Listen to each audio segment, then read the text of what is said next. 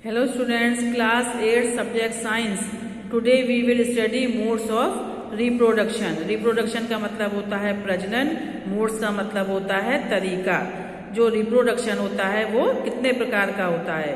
There are two basic types of reproduction in animals, asexual and sexual.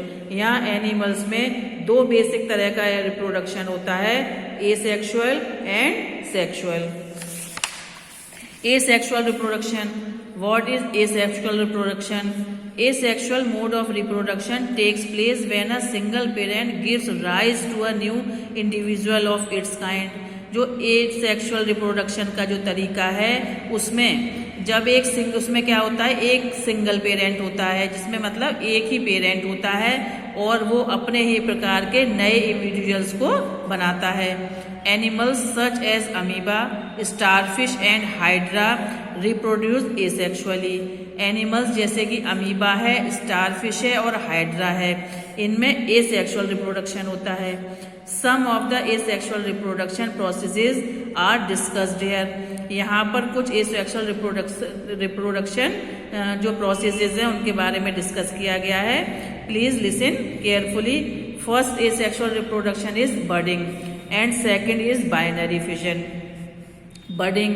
A new organism is developed from an outgrowth or bud of the cell due to division of cell.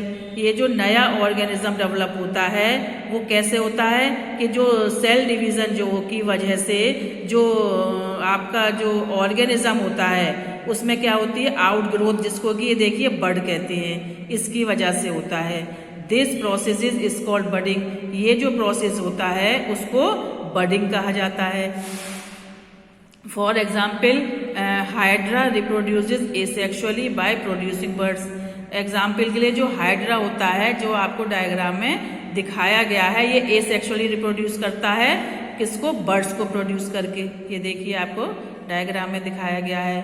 A bird is a small protuberance और अ bulge that appears on the body of organism by repeated division of cells.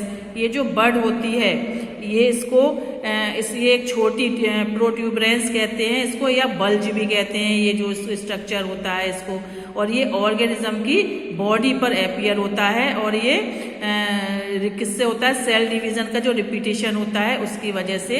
ये देखिए ये आपको structure दिखाई दे रहा है, इससे cell division की वजह से ये स्ट्रक्चर बाहर को आ जाता है निकल के. देखिए ये gradually this bird differentiated into different types of cells and begins to look like the adult or parent hydra. धीरे धीरे ये जो बर्ड होती हैं ये डिफरेंशिएट यानी अलग अलग हो जाती हैं इनटू विभिन्न प्रकार के सेल्स में, और ये दिखने में बिल्कुल एडल्ट या पेरेंट हाइड्रा की तरह ही दिखाई देती हैं. जैसा इसका पेरेंट होता है ये वैसे ही दिखाई देती हैं.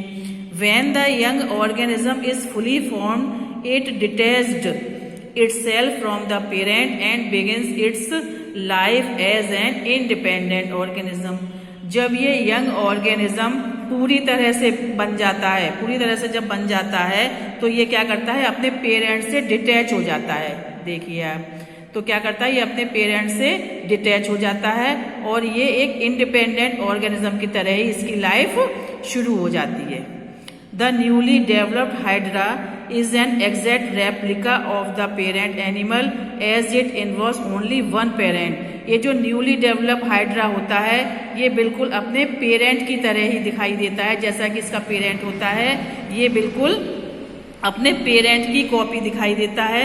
ऐसा इसलिए होता है क्योंकि इसमें एक ही पेरेंट होता है, एक ही पेरेंट की तरह से. ये रेप्लिका का मतलब होता है कॉपी होना, मतलब बिल्कुल अपने पेरेंट की तरह दिखाई देना. तो इस वजह से ये अपना बिल्कुल पेरेंट की तरह दिखाई देता है. Yeast also reproduces by budding. Yeast में भी जो रिप्रोडक्शन होता है वो बडिंग के द्वारा होता है.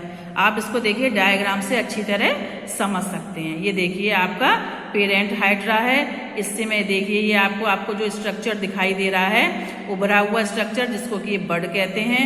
फिर धीरे धीरे क्या करती है, देखिए बड़ी होती जाती है और फिर ये इससे डिटैच हो जाती है. ये देखिए डिटैच्ड young one। और ये इसकी जो शेप होती है बिल्कुल अपने पेरेंट की तरह ये दिखाई देती है।